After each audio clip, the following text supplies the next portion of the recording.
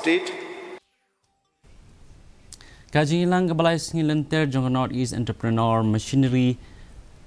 Innovation and Exhibition Event NEEMIE Raja Repulai kelas sedang henin kesngi haba ajing keren hajilang Menteri Rang Ba Kejala Konrad Kes Sangma ulang ba kami klaya kas ngusarang banlong Kejala haga kerdan ke bahakmat do haba pai sakijing sedang jong kijing sengkam lajong hapreng Kejala ki barit kathong kabala kenjo namar kijing trelang jong barok kinong sengkam lajong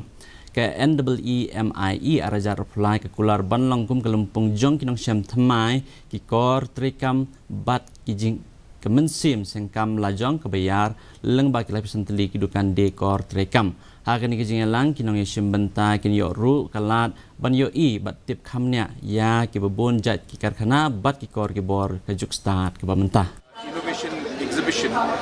which we are calling NEEMI, is part of exercise of the government of Meghalaya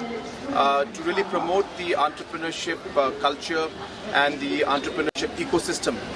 in our state. And through this program, we are actually connecting different machinery manufacturers and different innovators to the local entrepreneurs and farmers so that they are able to have access to the different technologies that are available today in the market.